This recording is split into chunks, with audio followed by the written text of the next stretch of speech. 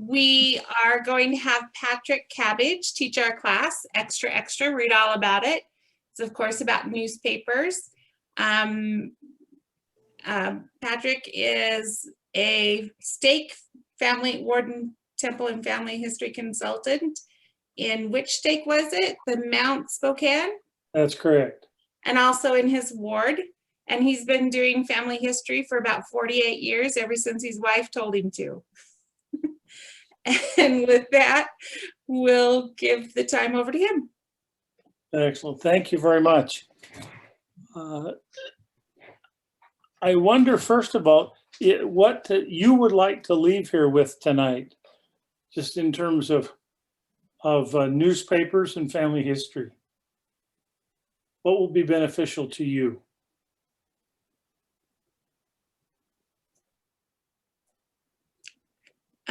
I would say resources, what's available. Okay. I have listened to a couple of classes on newspapers, but I don't seem to be very successful. I just seem to search and not find anything for the people I'm looking for. So I guess I'm wanting to learn how to research better. Okay, we can look at some options and possibilities. I'm mostly self-taught, but I have been reasonably successful, both in finding my own folks, but also helping others to find theirs. And so I just first would ask the question, what is the value of newspapers? Why would you want to spend some time looking for newspapers? For me, it's the story, the added details of a life. Okay, so we spend a lot of time looking for dates and vital information, births and deaths and marriages, that sort of thing. But we can fill in the gaps in a lot of ways with newspapers. Newspapers also allow us to have a historical context for what's happening either around the world or around the neighborhood.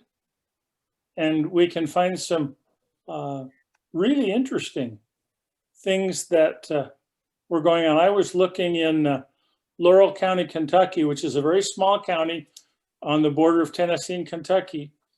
And though they didn't have a newspaper, they did have a sort of once a week, one sheet that circulated in the county called Leaves of Laurel. And I spent the better part of a week just looking at all of their Leaves of Laurel and found out that my third great grandmother fell off a horse and broke her arm. Now, that's not monumental to anybody, but it meant something to me. So in terms of looking at newspapers, they have a great deal of information, but it's also quite difficult sometimes to find that information. I'd like to share the screen here if I can, if the technology works right.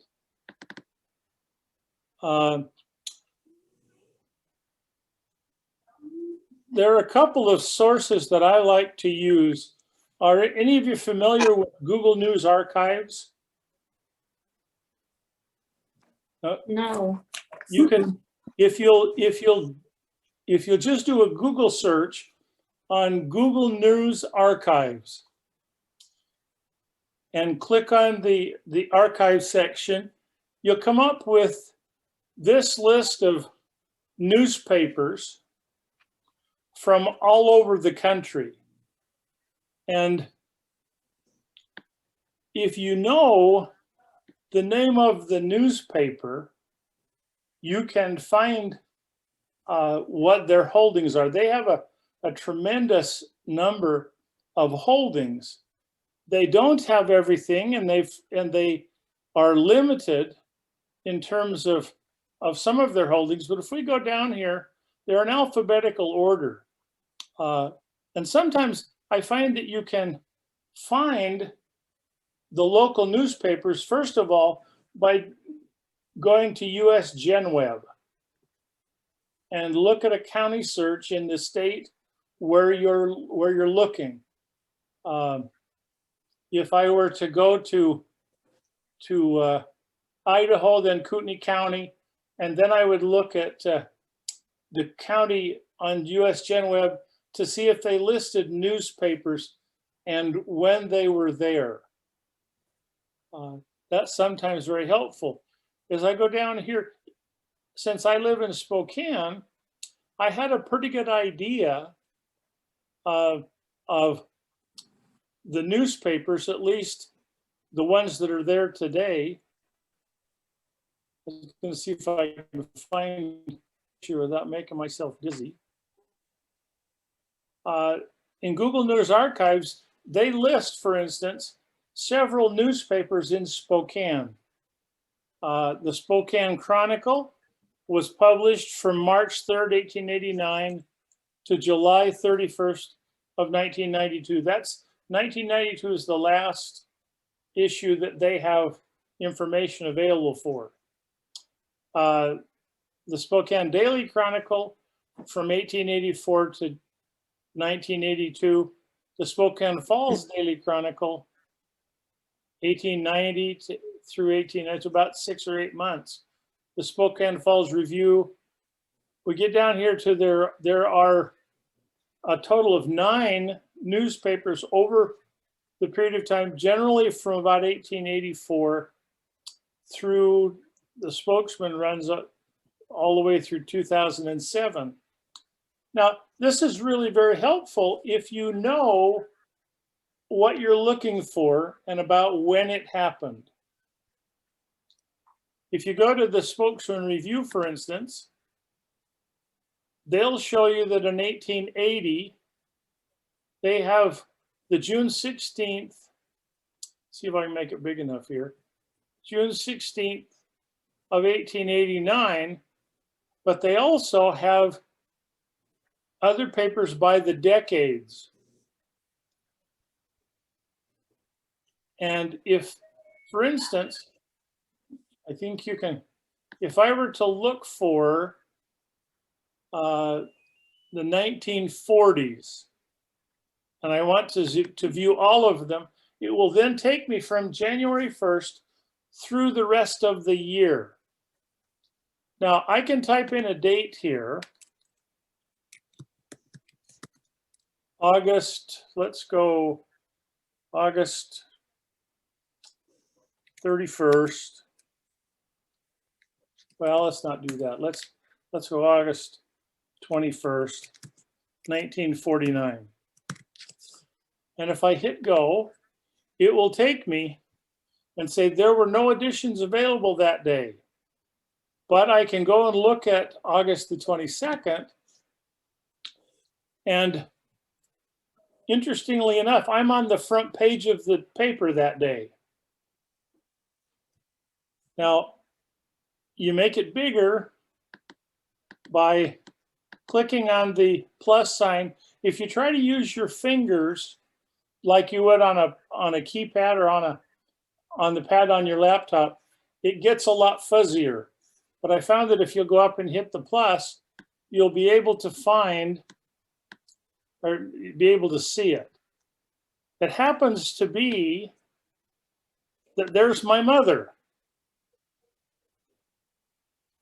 And if you go over here a little further, there I am. Now, the story is, I was born on August 20th, but on the 18th of August, my mother contracted bulbar polio and was placed in an iron lung. That's what she's in right here. And she gave birth to me 3 days after she was placed in the iron lung. Now, if you know about when something happened, you can go and you can actually look through all 42 pages. Up here it says there are 42 pages in this particular edition. And you can go article by article if you want. That's particularly helpful if you're looking for obituaries, because the spokesman was very consistent. They put obituaries right before the want ads. They still do that.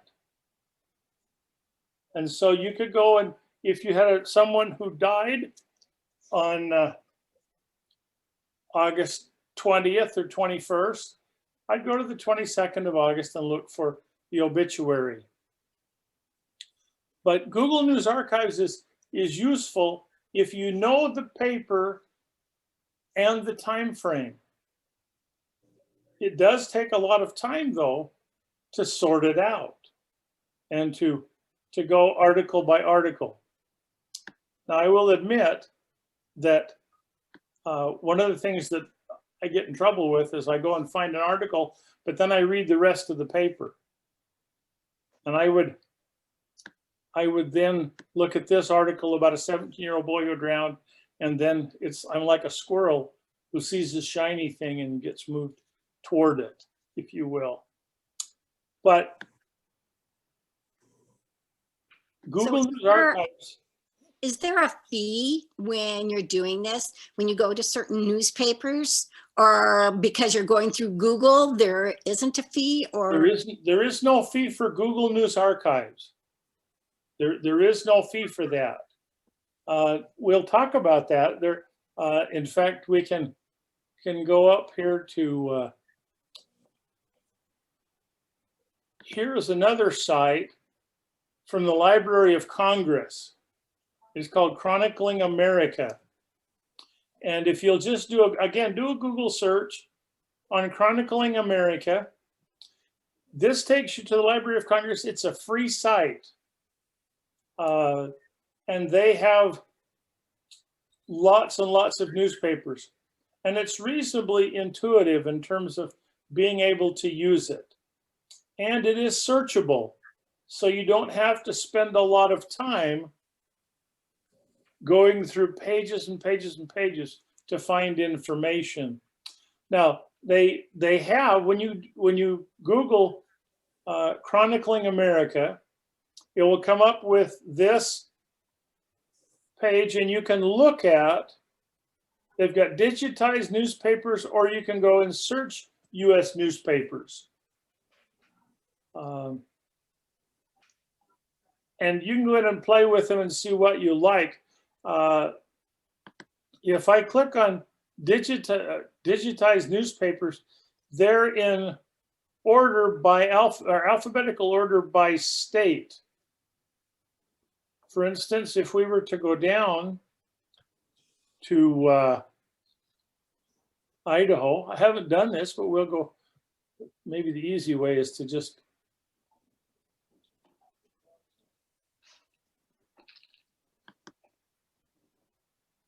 let's see. Let's go to Idaho. And you can sort it by ethnicity or languages. But if you leave all of them and then you click on go, it will take you to the list of newspapers in their collection from Idaho. You want to go to the Bonners Ferry Herald, or what's the newspaper in Kootenai County? There's the Coeur d'Alene Press. Yeah. And it says there's the Coeur d'Alene Evening Press from 1907 to 1929. The Coeur d'Alene Press from 1892 to 1907. The Coeur d'Alene Press, 1906 to 1907. Now, that's not a very wide range, but if you have people in Coeur d'Alene or in Kootenai County during that time, that may give you a place to look. Again, it's fairly intuitive in terms of how to use it. If we go down to, we'll go down to Washington here.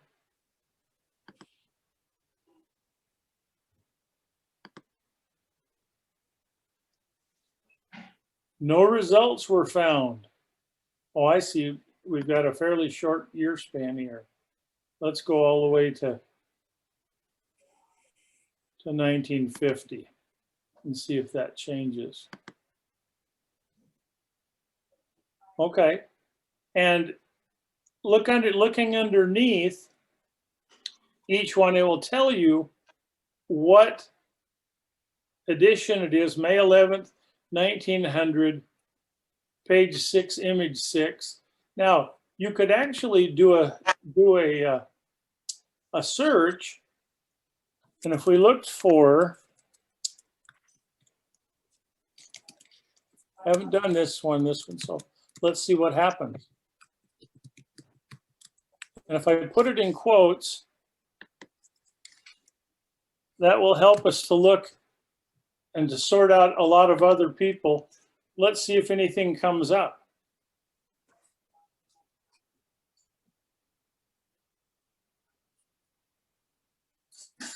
We'll send out for pizza. Okay, now, this will point out, I think, an interesting thing. My last name is Cabbage. How many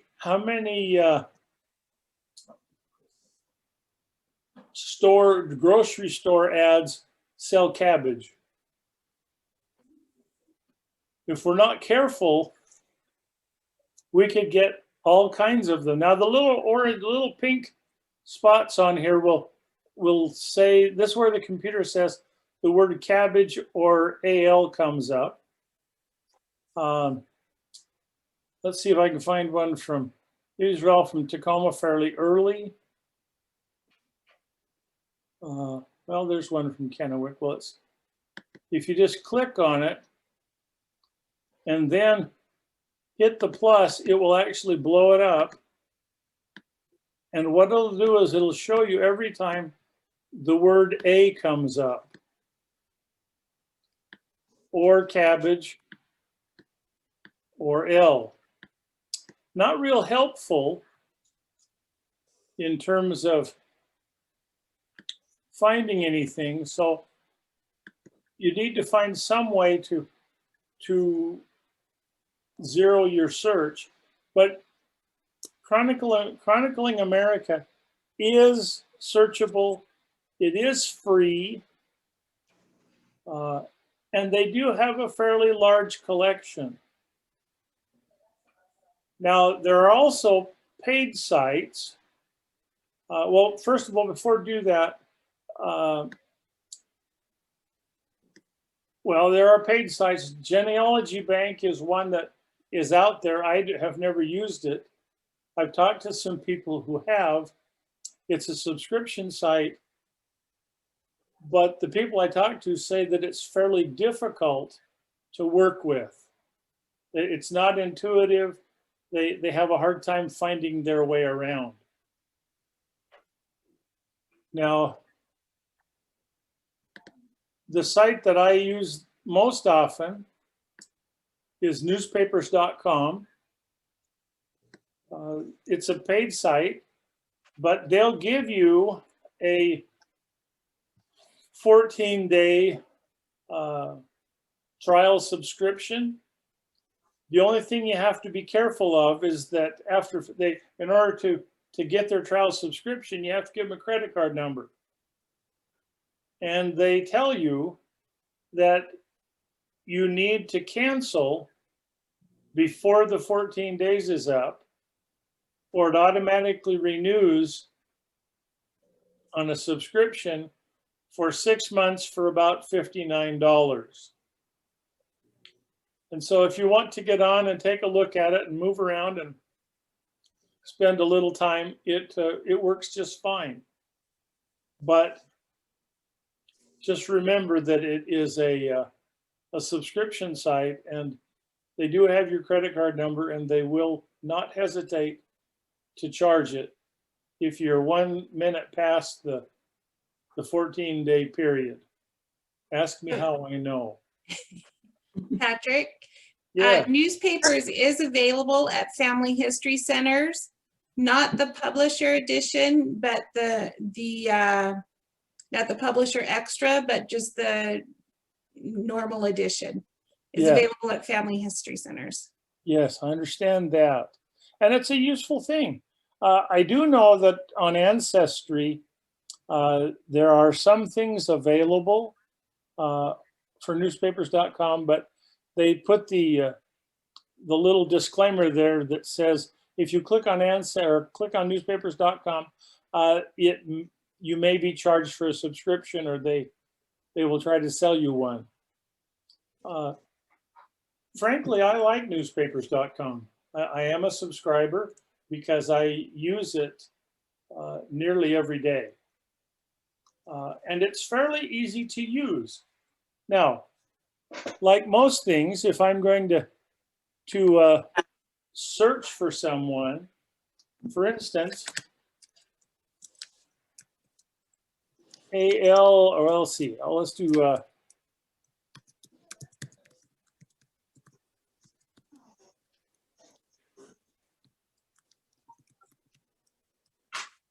Alexander Levi Cabbage. He happens to be my grandfather's brother. And then if I add here Washington, now I could add lived in Washington, but then sometimes the algorithm will also highlight every lived and in every newspaper. But if I type in Alexander Levi in and go looking for him, it says your search in Washington did not return any matches. Now, can anybody give me an idea what we might do differently to try to get a result? Take out Levi or use the initials AL. Okay, well, let's take out Levi. You have to, in order to make a change, you have to hit the little edit pencil. And we'll search. Okay, and in this case, it came up with retired Garfield County educator, oldest in the state. I happen to know that's correct. And underneath it'll tell you what newspaper it's in and the publishing date, as well as where it is in the paper. Now, a couple of things that are interesting about newspapers.com, which can help you in your search, is that they will also, if you look at the map, they'll also tell you that there are other matches in different states. There are 2 in Oregon, 5 in Idaho, 8 in Montana. If we go over here to Kentucky, where the Cabbages are from, there are 65. But we at least get 1, 2, 3, 4, 5, 6, 7 that responded to Alexander Cabbage. And you can click on any one of them. You look at the year.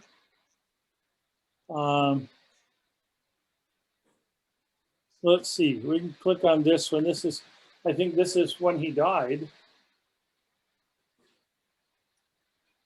And you can then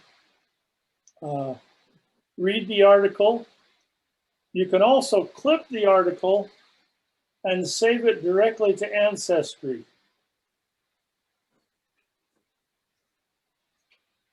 And the way to do that is to go up here to the little scissors that says that you click on that, and you'll get a window that allows you to add a detail about this clipping. L. Cabbage dies 1969, or whatever you want to have. And then before you clip it, it allows you to choose what you want to clip. And in this case, it runs down here. It doesn't allow me to outline just the article itself. So I have to also take a couple of other people. But the obit then also gives me, as most obituaries do, the survivors as well. So then once I've outlined it, I hit the word clip, and it says, where do you want to share this? Now, if you want to email it to yourself, you can do that. I was helping someone the other day with the newspapers, and we found some articles about his second great-grandfather in about 1895 in Spokane. And while we were sitting in his office, we were able to clip the article, and then I immediately emailed it to him, and he got a little message that says newspapers.com is sending you a clipping. You can also click on Ancestry, and it will then ask you, save to a person in Ancestry, select the tree. This one is the default Cabbage family tree. And then you can type in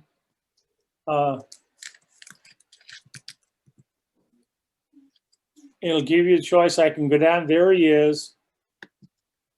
And then if I click next, it will then bring up the name that I chose, that I typed in the box.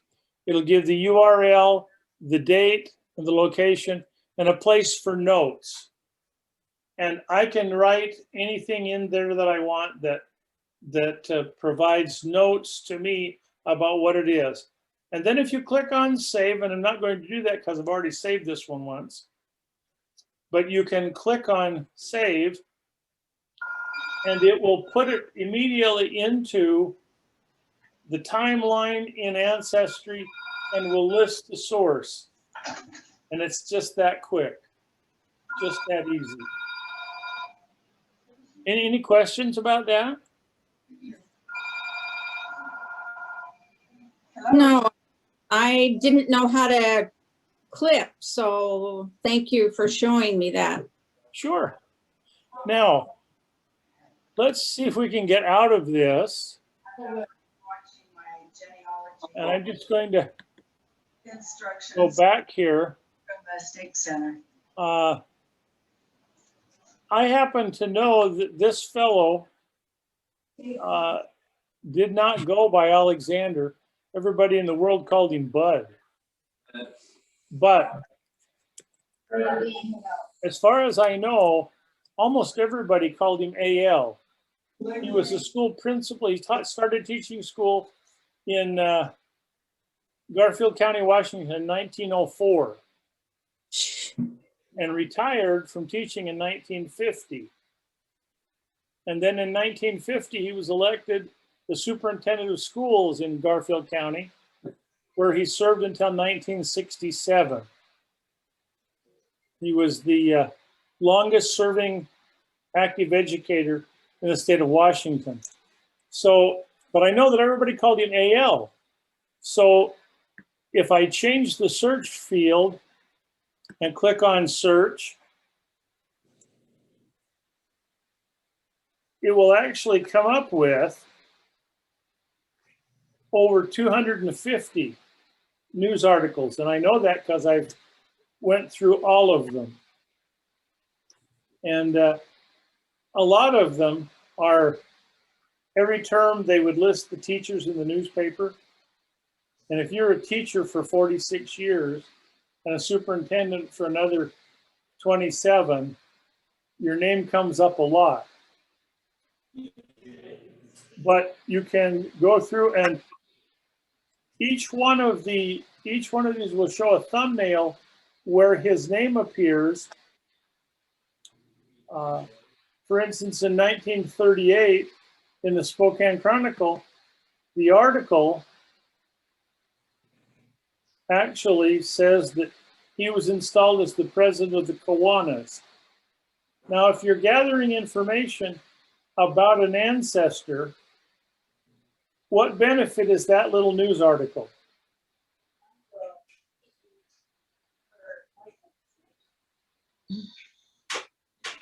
Anyone? I would say the Kiwanis kept records too, Okay, including when someone had a funeral. It was usually announced through the club. sure. Now, we can, once you get to look at this and you can say, okay, that's in for good information. I may write it down in my notes. One of the things that I find helpful, particularly with newspapers.com and it's how I do most research anyway. I'm trying to gather as much information as I can. And so when I find something like this, I may not want to save it to Ancestry, but I do want to save it for me. And I find the easiest way to do that is to just print a screenshot. Now, I use an Apple computer, and I know that to do a screenshot, I hold down the Shift key, the Command key, and hit the number 3. And basically what it will do is it will give me just a screenshot of what I see here. It will give me a place where his name is listed, but it also will give me the newspaper and the date and the page number.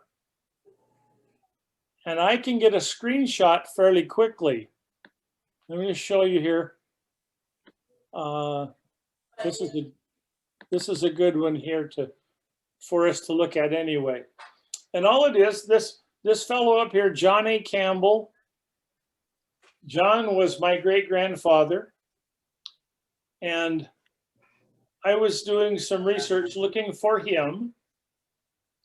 And it's a little fuzzy, but what came up was a thank you note that came up in the paper in 1927. And it was a thank you note. They were expressing thanks and appreciation to friends who were kind during the loss of our father, grandfather, and uncle, Ben Olmsted, who was my great-great-grandfather and was John's father-in-law. Now, what's interesting about this is that as I read the article, as I read the little article there, I noticed, first of all, that it says the loss of our father, grandfather, and uncle. Now, I wasn't looking for nieces or nephews, but I went and looked at the people and I realized that, first of all, there's John. The next one down is Mr. and Mrs. Charles Sweeney. I know that's my great aunt and uncle, or great great aunt and uncle. Mr. and Mrs. C.E. Cabbage, those are my grandparents. Clarence Campbell is my great uncle. He was my grandmother's brother. But there are two other people here, Mr. and Mrs. A. Shoemaker and Mr. and Mrs. E. Damaris, both of Portland. And all of a sudden in my mind, because I know my tree fairly well, I know that Ben Olmsted, who died, had a brother named Edward, but we know absolutely nothing about him. Except that through this one little newspaper article, I found two women. And using Ancestry and using newspapers.com, it took me about 10 minutes to find them in Portland in 1940, 1920, 1910, and 1900. So sometimes I don't necessarily want to save this anywhere, but I want to keep the information. So doing a screenshot will allow me to keep the information and go back and look at it later. And what I do is I keep track of my screenshots. and I put them in files so that I can go and look at them in terms of the Olmsteds. I found screenshots for a number of people, and I will go back and sort them out and figure out where they fit, and then use them as sources as well. Any questions so far? Now, a couple of things you can do with newspapers.com. Let's go back here if we can. Newspapers.com also will allow you, they have a timeline here. I know, and I like whip it a long time. They have a timeline, and along the timeline, it will tell you what articles are. For instance, in 1923, see if we can make it big enough here where we can see it. In 1935, there are 3 articles. 1939, there's 13. And it will run all the way through to 1970 or 1969, 67 when he retired. So you can shorten your search down to look at a particular era or time. And again, we can also go back down to the locator, and we can click on the state and go and see if it's really him or is it somebody else. Now, if I want to sort just by a decade, I can click on the decade, and then it will bring up only things in that decade. Sometimes it makes it easier. Sometimes it makes it somewhat harder. Now, I also know that, let's go back here if I can. I also know that even though someone may live in Washington or Idaho, it pays me to look for other places. Let me give you an example. Let's see if I can make this work. I was looking for my 3rd great-grandfather, who homesteaded out near Cheney, Washington in about 1885. And I was looking down through newspapers.com and came upon a news article in the Deseret News, of all places, in 1890. And this is what I found. Again, this is in the Deseret News, 17th of July, 1890. Spokane Falls, July 14th.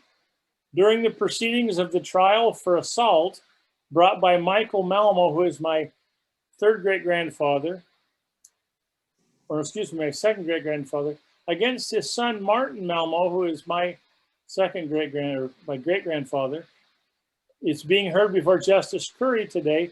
The former, Michael, during his testimony, made a startling confession while under a state of excitement.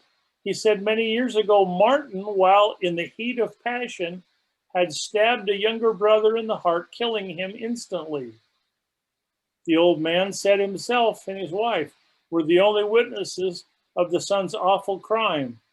When the old man cooled down, he attempted to deny the story. The matter will, however, be shifted. And we'll go read let's see. Look at the other piece. It'll be sifted to the bottom, and if found to be true, Martin will be prosecuted. Now, I didn't find anything in newspapers.com about that issue. I didn't find anything that came up highlighting that article. But I did go back to Google News Archives and look through July 17th, well, actually 14th, 15th, and 16th in the Spokane Review, the Spokesman Review, and the Chronicle, and I found a similar article. Now, I was interested as I went through newspapers.com. I was interested simply because I couldn't understand why my ancestor was listed in a Salt Lake paper. This does answer a question, though, that we've had for years. When the family moved from Norway in 1866, they left with 3 children. A 6-year-old who was my great-grandfather, a 4-year-old who was his brother Torberg, and a baby. Torberg never got off the boat. The ship's log says that he died at sea of debility. Now, is there any truth to the newspaper article? I don't know. But it is an interesting piece that only came out because of newspapers.com and their searchability. Now, I suppose we're about out of time here. Questions or thoughts or comments?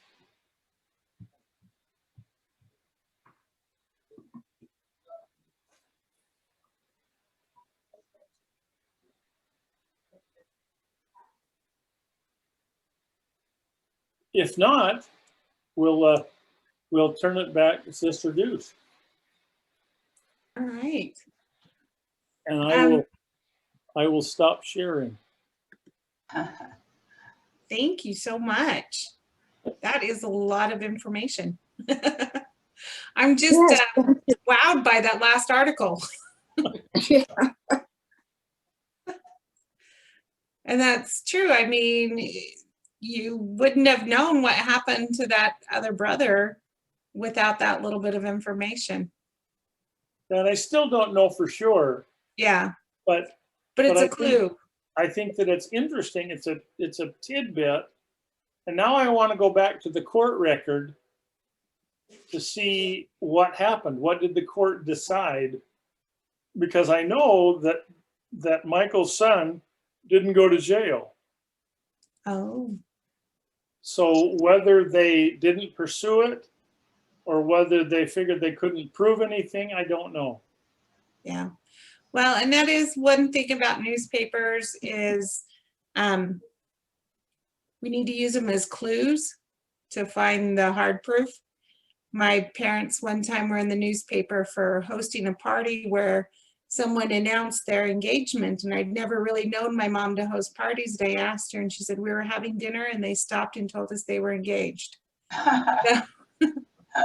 So, you know, it's great to find those things, but like you said, going to the court records and stuff, Yeah, a lot of times newspapers give us that clue that we need.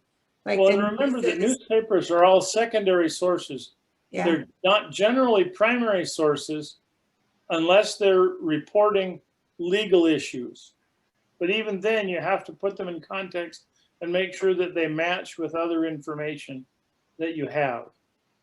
Yeah. Spelling is notoriously wrong, but it does put it in context and it comes close. And if you know your tree and your people, it's helpful. Awesome. Can you hear me?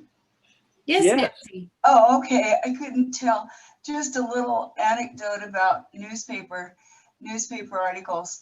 I just love reading newspaper articles about people in the 1800s. And I have a couple of anecdotes in my family I found in newspapers, but I decided that 1800s newspapers were forerunners of the National Enquirer, because that's how they read. They're just, it's kind of hearsay and no holds barred and conjecture and you know, I just think they're really quite fun. So you can never tell how much is really fact and how much is a little enhanced, shall we say. Well, they were the gossip of the day. They're on Absolutely. slow news days. The editor of the paper would have anything from Mrs. Smith's chickens got out on the road and scared Harold's horses. Yeah, You know, they're just amazing. they were melodramas. That's true. That's true. Well, thanks for letting me come hang out with you. Thanks for Thank you. coming. You. Appreciate it. It was bet. wonderful. Next week, our class is going to be on Roots Magic. And it will be at 7 o'clock next Tuesday. I think that's it for announcements. Unless you can think of anything, Julia. No, I can't think of anything else. All right. I want to thank Patrick for teaching us tonight. Hopefully we can talk him into doing some more. And I want to thank everyone for coming and have a good night. Thank you. Good night. Night. Thank you.